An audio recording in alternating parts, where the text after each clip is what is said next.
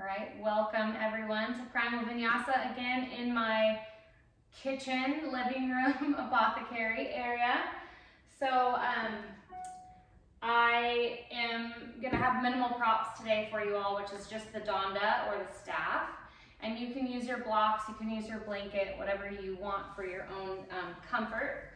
But we are gonna focus on a class based around this Primal Vinyasa prop and kind of incorporate it into more of the practice, because I think it kind of deserves its own practice sometimes, or its own showcase. Now this prop was really designed so that we have more of that closed chain action, so that we can use more of that reinforcing action from the ground, or when we're in this open chain area, to get a little bit more pull and more activation of those smaller, more stabilizing muscles. So it's a really, really awesome prop to be able to use, even if you're using your broom or your mop, to enhance our practice and actually find range of motion that we wouldn't normally without it. So let's begin with some shoulder pass-throughs. So we can turn to the side, I'll even turn from behind. And then you want to hold with just your thumb and your index finger, so not a full grip, and go as wide as you can and really loosen your grip to take those pass-throughs. And again, it's a little bit different than if you would use a strap, because this rigid object is going to give you a little bit more of an ability to pull and resist and call forth more of your muscular structure. And now as you start to take these pass-throughs, notice if you compensate by arching your spine or rounding your spine or moving from your head. So try to maintain your Tadasana position as you take these pass-throughs. And now we're going to add on to a cyclone movement. So take your danda over your head, go behind your back with your elbows bent, and then go over your head, around again. Over your head, elbows bent, behind your back, and around. Now let's reverse that direction. Go up, behind, up, and in front. So now you start to take these kind of bigger movements. And once you have that pattern, you can now involve more movement. Take a little bit of a forward bend, a side step, work behind, and then we call this the cyclone, so that you can actually add your vestibular movement, a little bit of a spin, waking up your brain. And you can even get those side rowing movements. And consider how you can take up more space in the room that you're in. Even if it's small, you could sidestep, or you could even get lower on the ground, going down into that half primal squat position, into some of those lunges, right? So it's not that you're stuck standing, but one of the things I love to do when I only have a short amount of time to move my body, I'll sometimes just pop this prop out and take a 5 or 10 minute movement break, especially in between clients or work meetings or being on the computer. So let yourself explore again that range, high and low. Good. Yeah, high and low and side to side. Forward and back. Up and down.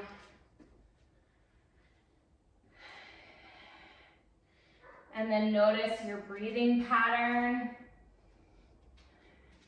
where your mind is at, how you've arrived, and with no judgment, let this movement just help bring you into presence, into your practice, showing up fully.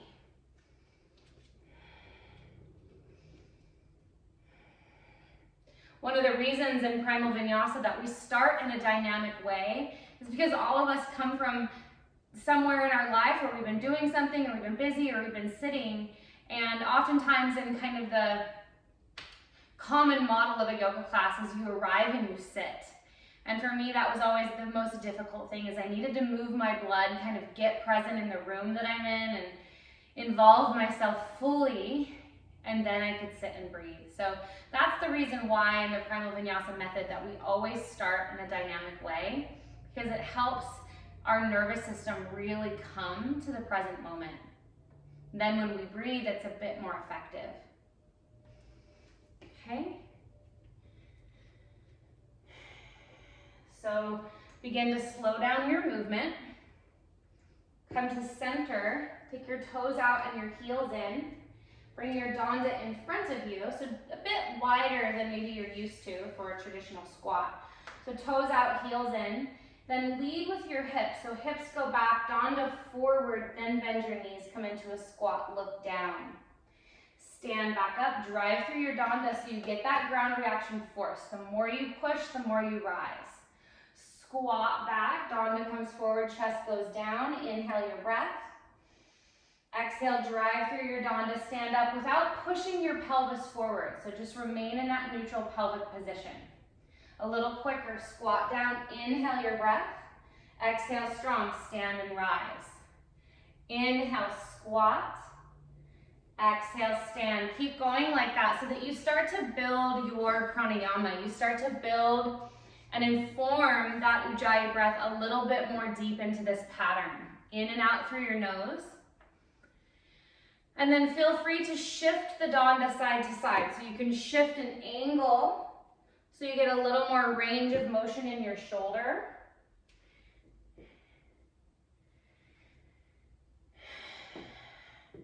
And now we'll start to add what we call the cauldron. Good. Squat down, stir, and stand. Squat down, stir the other way, and stand. And as you begin to stir, incorporate a little more of yourself by involving your spine, your head, your neck, your shoulders. And again, get a little bit more present with breathing in and out through your nose and lengthening that capacity. And last one, come to stand all the way up. Set your danda on the ground through a squat. And shake out your arms, shake out your legs, your wrists, give yourself a little lymphatic bounce.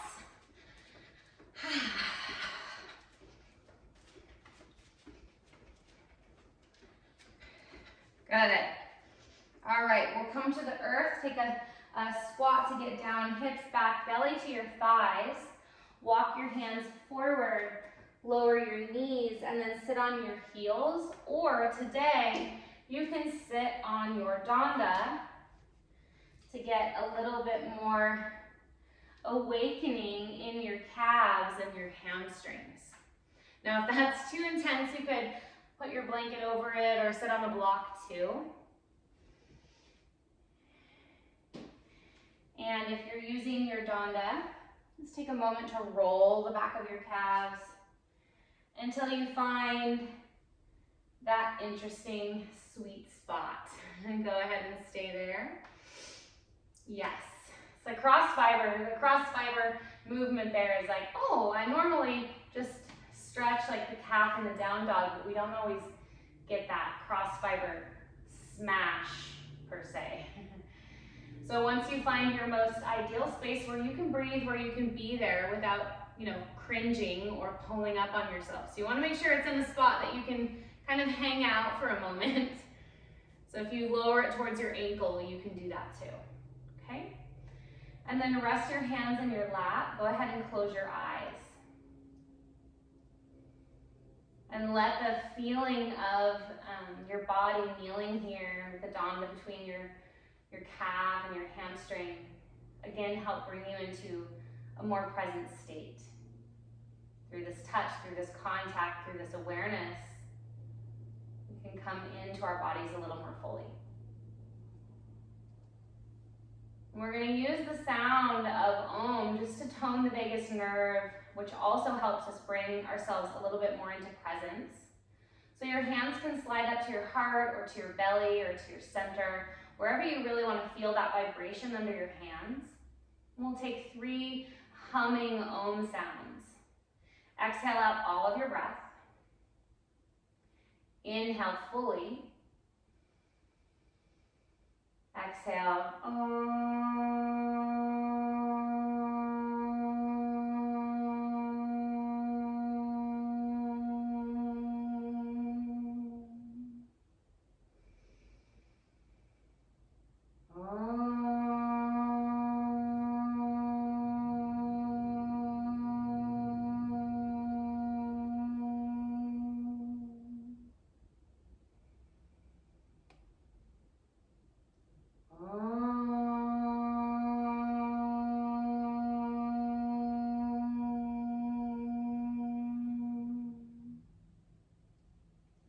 Release your hands down into your lap. Take a full inhale through your nose.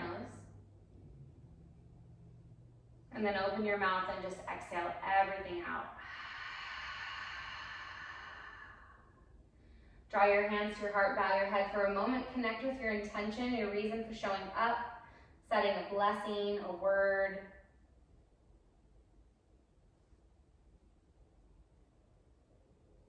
And then slowly release your hands down, shift forward and slide your danda off to the side. Well done. Place your hands, tuck your toes, stretch back, now downward dog. Walk your feet, shift your heels, shake your head.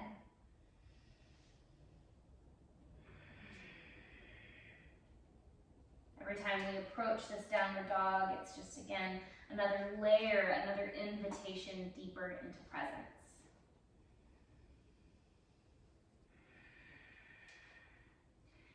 Come forward into plank pose with your legs straight or bent, lower all the way down.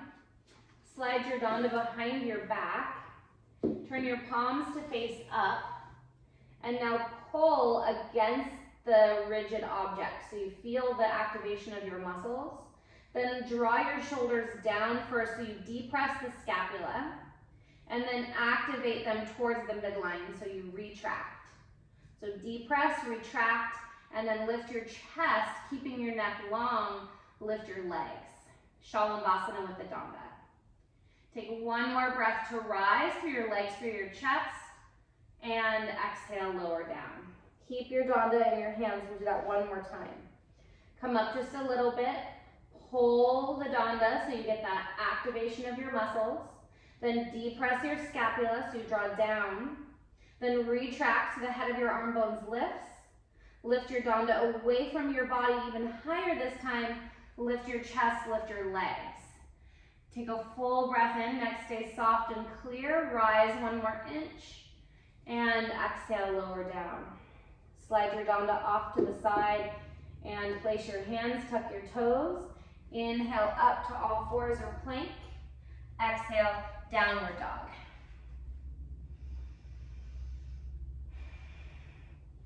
Inhale to lift your heels. Exhale, bend your knees and walk or jump forward. Inhale, lengthen halfway, thighs back, spine long. Exhale and fold. Twice more. Inhale, lift up halfway, hands to the floor or to your shins. Exhale and fold. One more. Inhale and lengthen. Exhale and fold. Grab your danda, and you can just keep it in your hand, squat down, and then stand all the way up. Okay. So take your danda into, I'm going to mirror you here. So take your danda into your left hand. And so face forward, so you're facing me. So danda in your left hand. And we're going to work the hip range here. Now, with your danda in your left hand, balance on your left leg and bend your right knee. So you've got this opposite position. So however you land, you want opposite leg and arm. So you come into hip flexion. Now come into hip extension, reach your leg back behind you, and stand up hip flexion. So we're mapping the joints here, flexion and extension of your hip joint. Now keeping your knee bent, abduct your hip joint, so you take it away, hip abduction, and then adduct, cross your legs like you're gonna sit into a Gomukhasana or into a Garudasana, an eagle. Stand up, abduct, leg out, adduct, leg in, and squat down. Do that again, stand up, leg out, come in and squat down. Now stand up and create circumduction, so you create a little bit more of a circular movement. And then start to blend and combine those movements a little bit more fully. And now you can kind of take your leg back behind you, out to the side more, adding the extension of your knee joint now, crossing over, reaching out. So think of all the different angles that your hip can move. Forward, back, side to side, and and then in that circular movement. And feel free to tip your chest to gain some of the range. And one of the things I like to do is even add my opposite arm to the staff in front of me and slowly start to lower down as you take those different angles. And hopefully you'll already start to feel the power of using this amazing prop. Stand down and notice the difference from leg to leg. So your standing leg, your closed chain leg, did very different kind of work than the moving open chain work. Switch sides. You also get benefit of using your grip strength, which is related to your healthy heart. Stand now. Find your balance. Left leg comes up. Flexion of your hip. Keep your knee bent and extend. And flex. Steady balance. So good for our brains here. So we're working that contralateral aspect of arm to leg and then steady balance.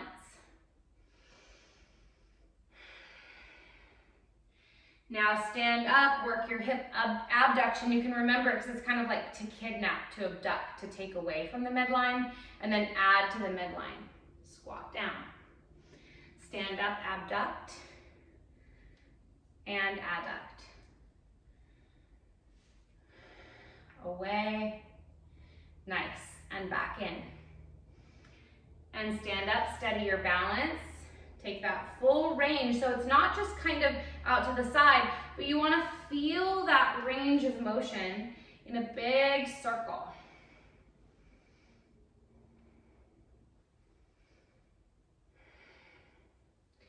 And now start to blend the movement. I'm going to turn to the side, right? And as you blend the movement, you can take both hands on your danda. Reach out, reach behind, steady balance. You may even step behind, walk your hand higher and lower. Adding your knee joint here, your ankle joint, good. And remember to keep a sense of humor with balance. We tend to get kind of like frustrated with ourselves or we take it too seriously. It's really not a big deal. Playful exploration.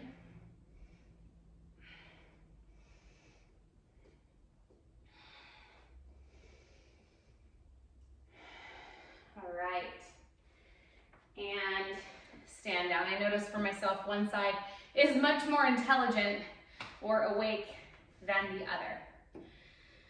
Come back to the first side and balance. So you've got your internal and your external rotations too. So do that here where it looks like you're kind of doing a shimmy. So we call this hip mapping or joint mapping in the fundamentals of the Primal Vinyasa drills, where we're just kind of rewiring and remembering the way in which our body moves. So feel that internal and external rotation. And now from the internal and the external rotation, feel how when you step out like a warrior, that's your external, right? And when you step over, you've got your internal. Step forward into a lunge, hip flexion. Step behind, hip extension. So now you can take these different steps and these different angles of movement, considering all the ways in which your joint moves.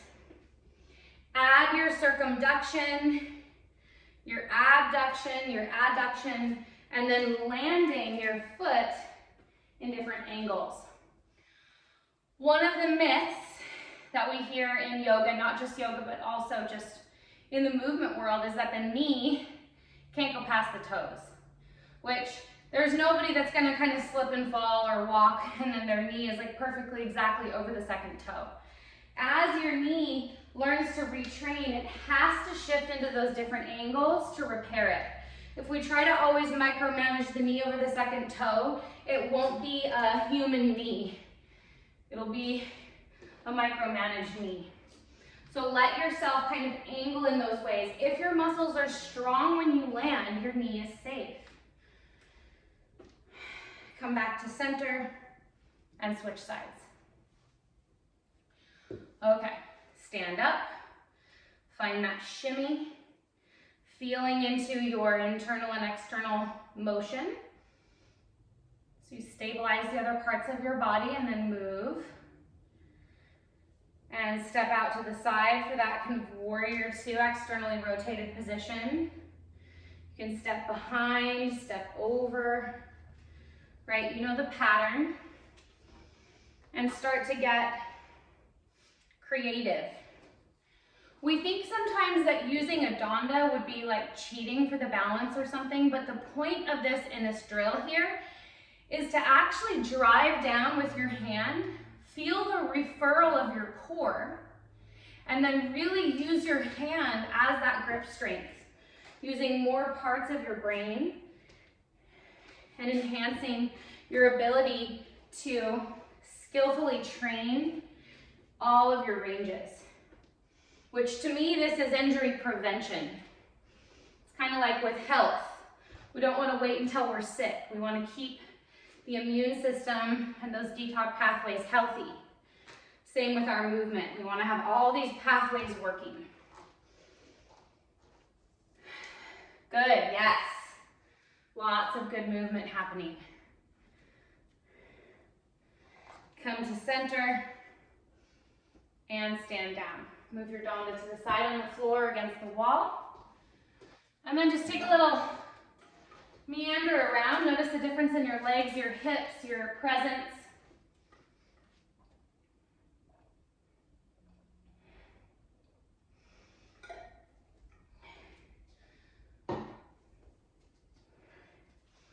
All right, and now we'll do a little bit more work for the shoulders.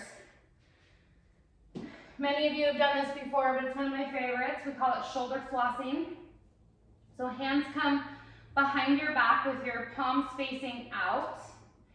Now flip your right hand forward, relax your bottom left arm, and pull your danda up.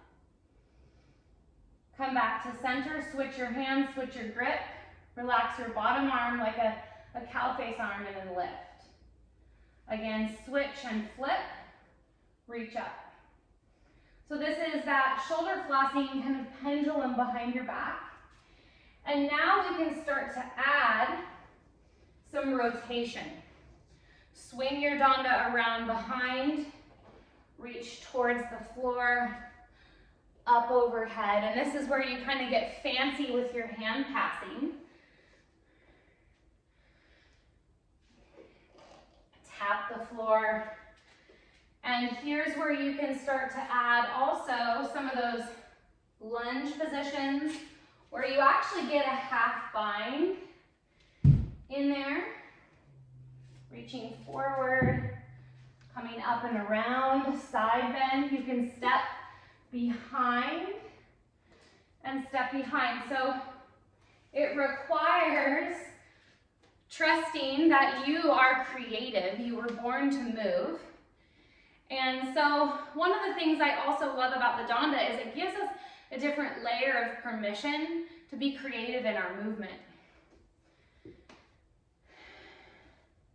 Allow yourself to discover and uncover areas of yourself that maybe you have not moved today or moved in a while. Yes. Spin the danda around behind you with both hands back once more. Then bend your knees, bring your chest to your thighs and fold forward into a forward bend. Now, like we did in Shalambhasana, pause here with your chest on your thighs, pull against your danda, then deep press, draw your scapula, your shoulders down. Relax your neck. And now retract your scapula so you lift your arm bones up and now stretch them overhead. So you don't want your shoulders to elevate as you reach your arms. Depress, retract, and then arms overhead. And that's specific for shoulder flexion when your arms are back. Stay in your forward bend and breathe. Another option is to be in your forward bend and now floss in this position. So you flip your hand and you floss towards the floor where you're gonna get a different kind of range, yes. Reaching forward and tap. Reaching to the side and tap. All these areas, it's kind of like if you use the proper dental floss, you actually get the gunk out. And come to center, ground strong through your feet, pull against your danda, and with a breath, rise up. Awesome. Set your danda to the side on the floor or against the wall. And now shake out your arms, move your shoulders, notice, observe what is shifting. Okay, from the top of your space, stretch your arms up and over your head, breathe and reach. Exhale and fold forward. Inhale to lengthen. And exhale, step your right leg back into a lunge. Bring your right foot over to the right a little bit. Make sure your danda is nearby. And then draw your danda forward and up with your left hand. So just your left hand will come up, your danda will come up and be in the lunge position. Now from here, we're gonna do a little bit more of a fancy balance work. So right hand on your thigh, shift forward, and now bring your knee to your danda. Step back with your chest forward and lower down. Again, shift forward and bring your knee maybe up to your elbow or up to your danda. Step back and lower down. Again, shift forward, bring your knee up to your elbow, to your danda, and now find your steady balance and kick your leg out to the side, left leg out with your chest facing like a half moon. Maybe touch the floor, right hand comes down like a half moon pose. Press up just mildly, bring your knee back to your elbow, and step into your lunge, knee comes down, find neutral. So we'll add on, now going just maybe a little quicker. Shift forward, breathe in. As you exhale, tap knee to elbow or danda. And then reach to your half moon, touch the floor, pause. And again, knee to elbow, come up a little bit and step back, lower down. So keep going like that at your own pace. And you can add any other ranges of motion that we've done in the legs. So you've got circumduction. You could stand up and cross the midline. You're not stuck in one breath per movement pattern. Got 30 more seconds here. Challenge your balance and your brain.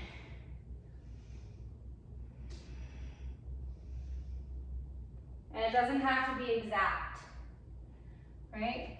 Training also our sense of play. Good. Come to center, back into your lunge, rise up, slide your danda behind your back. If you need to, pad your knees so you've got a little more support. And now pull against your danda, get that resistance, depress your scapula, then retract your scapula, lift your arms and lunge forward. Keeping your legs strong, lift your chest and slowly slide your danda down the back of your leg. Reach back out, shift your danda to the other side. Hands come down to the floor, three-legged dog, right leg high into the air. Bend your knee, open your hip. Re-extend your right leg, breathing in. Exhale, draw your knee to your chest, step to a lunge. Come onto your fingertips and step switch or jump switch your legs. Okay, now put your back knee down on the ground, bring your danda up into that same starting position. Shift your weight forward, strong ground down through your danda. Hand on your left thigh for support to begin, and then bring your knee to your danda or to your elbow. Chest forward, leg back, step long, knee comes down, and then chest finds center. Shift forward, exhale, stand up, tap, step back, and lower down. So you get your bearings. Adding on, shift forward, tap knee to elbow, and then take your leg out to the side and maybe towards the floor or to the floor for your half moon. Stand back up, knee to elbow or to Danda. Reach back, chest forward, and come down. So making sure that you're taking those angles with your chest, with your leg, so that it feels good in your body. Notice if you're shortening your neck, right, or straining in your shoulders. Try to share the load and move holistically. Again, it's not about a rush. You've got all those ranges of motion we were working on. In the half moon position, you can take some hip circles.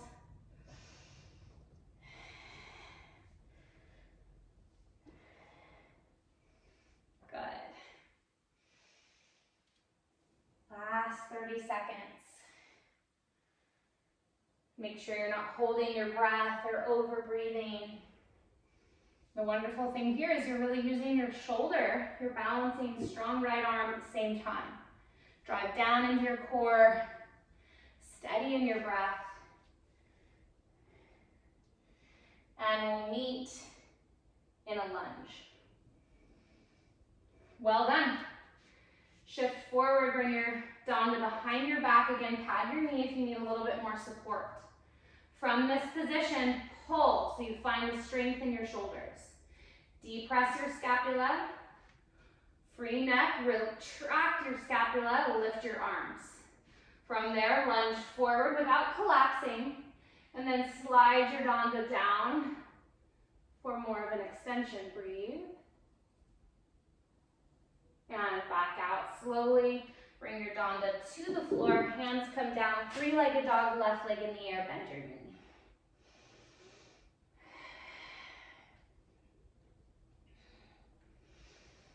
Release your leg to the ground, downward facing dog. Come forward into a plank pose, and exhale, lower down. Inhale, cobra or up dog, and exhale, downward facing dog. Bring your knees to the ground, sit back onto your heels, and swing your legs around in front of you. Grab your Danda and bring it behind your right hamstrings. So just your right. And now lean back and bring your left leg up into the air.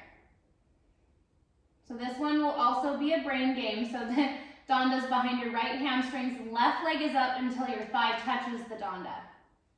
Okay? Now lower your left leg towards the floor and straighten your right leg. Now bend your right knee and lift your left leg. There it is. Lower your left leg and straighten your right, like a pedal on the bike. And then bend your right knee and lift your left. Good. Keep going like that. So as you move back and forth out of this, when your left leg lowers down, really press your Danda into your hamstrings and start to massage those fibers in that cross-directional way. So you can kind of scrub up and down the hamstrings or angle your Danda to get a little bit more on the inside or the outside. Now we can add a layer here. When your left leg goes down, you can use a little rock and swing to sit up. When you bend your knee, come back down. Exhale, rock and swing to sit up. Bend your knee, lower down with core control. And yes, you'll feel this on the back of your leg, right? We're working to kind of break up that dense tissue that we get from so much sitting. So you can choose to stay on your back or rock and swing. Last 3, 2, and 1. Lay all the way onto your back And now bend your left knee and simply swivel the danda to the right. Lift your left leg up, bring it behind your hamstring, and just like a magic trick, you're to the other side. Or not. And now lower your right leg. Now bring your right leg up to meet the danda. And then as your right leg goes down, your left leg straightens. Whenever we switch sides, it's always a little bit like, wait, what are we doing again? The brain has to register it. Right leg down, left leg straight. And right leg up, left leg bends. It's like patting your head and rubbing your stomach. That's why it's hard. That's why it's complicated. Back down and up. Again, move your danda into those other angles and places, pulling and pressing. Try not to kick your left thigh too much away from you. Keep your thigh connected so you really work the tissues. If you kick your leg away, you kind of bypass the stretch. Okay, stay with that, or rock and come up, bend and lower down. So you could go a little quicker, you can go a little slower, just don't rise from your chin or your neck. Center of gravity, a little bit of momentum. Good.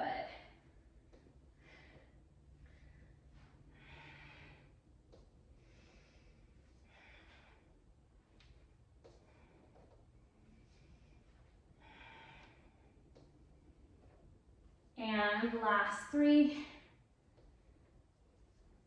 2, and 1. Come all the way down onto your back. Slide your danda behind both of your legs. Round your spine and rock using the danda as support. I like to call this one the rocking horse. Now, if this is not comfortable for your back, just stay on your back and hug your thighs into your chest.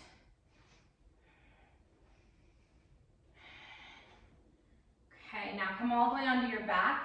Slide your danda out, but then bring it up to your feet and bring your hands to the inside of your danda. So you want to slide your danda kind of out and away, bring one foot and then the other foot up and bring your hands to the inside, not the outside. Yeah. So you kind of look like a chimpanzee hanging upside down. Now pull with your hands and push with your feet. So this is where I really love this prop. It's very different than having your hands on your feet because sometimes we kind of get stuck in our own way. And you can go a little wider than you would if you were holding your feet. And now as you push with your feet and you pull with your hands, straighten your right leg and your right arm, but keep your left side bent. And twist and straighten your left and straighten and bend your right. So you get a little bit of a rotation as you shift leg to leg, bending and straightening. Yes. And you can kind of lean right as you straighten your right leg and lean left as you straighten your left leg.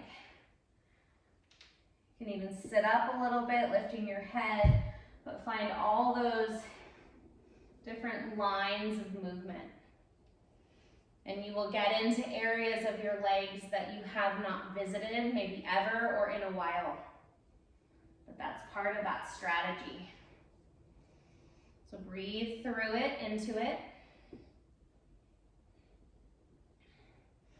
And now option to walk your legs a little wider, kind of curl your toes around the danda, and now straighten-ish or straighten your legs as you pull them overhead, not like a plow pose, but just like a supine wide leg forward bend. And use your danda to help guide your legs with the strength of your arms. And now take some belly breaths.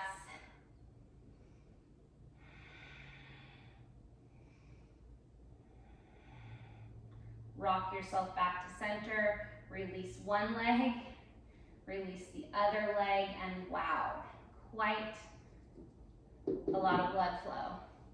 Take your legs out of hip flexion, extend them down to the floor, shake them out.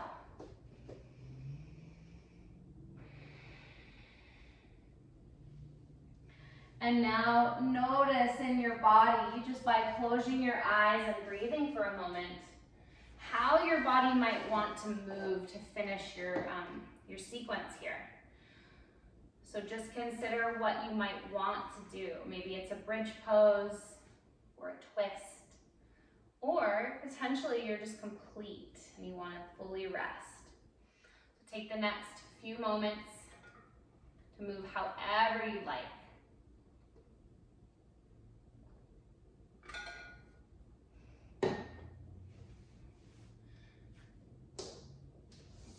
Another thing I like to do is actually use the Danda on one of my thighs.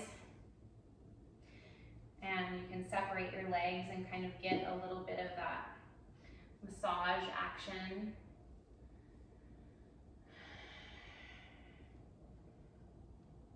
Into the hip crease.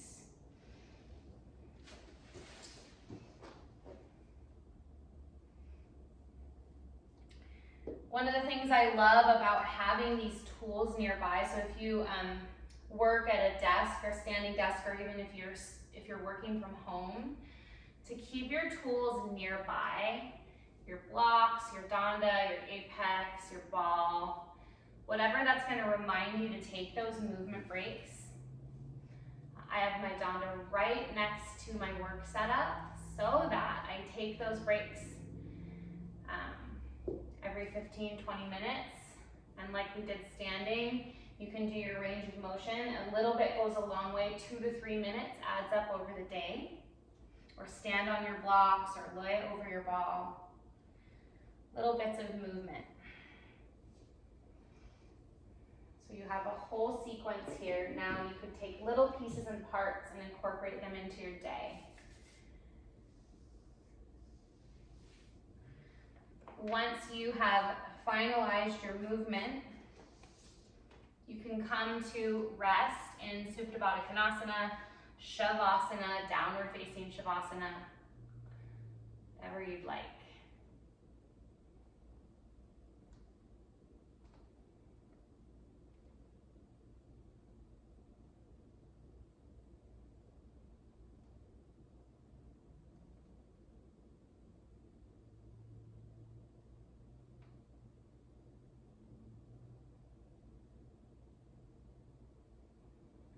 And together, take a deep, full breath in.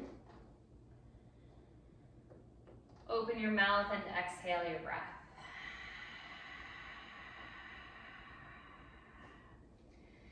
And we'll finish with 3 humming sounds. So a little different than an om, but deep, kind of lower in your belly.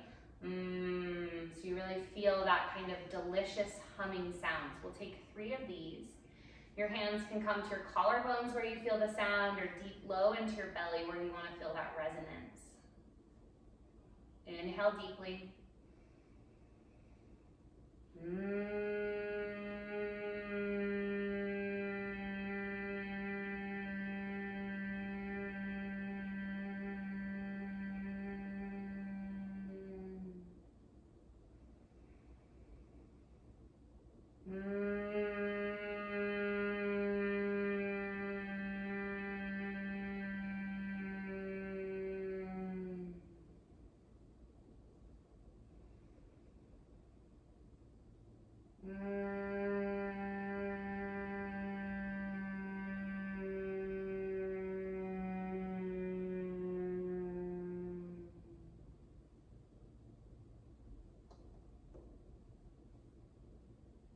Breathe naturally.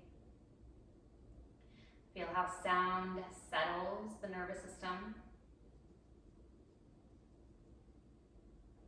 brain, body, and spirit.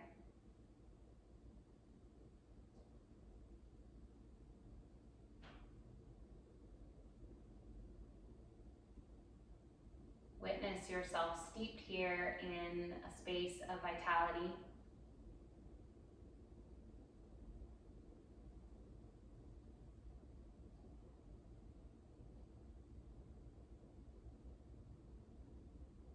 So much more vitality than when we began.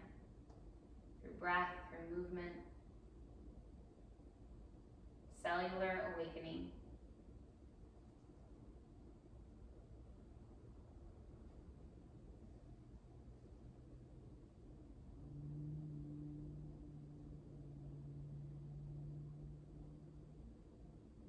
Place your hands somewhere on your body where you'd like to send blessing energy to close your practice through words of affirmation, of remembrance, of connection. And in your own words, tell your body, may I remember, may I feel, may I sense.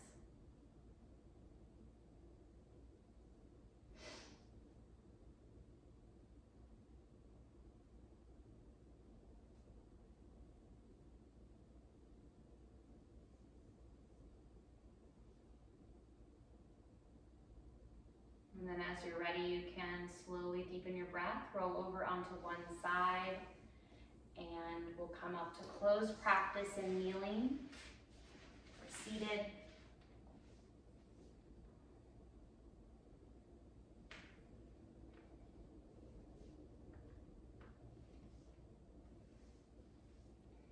Hands to your heart or on your body. May you be blessed on your healing journey and utilize the incredible tools that you have in your life. Until next time, my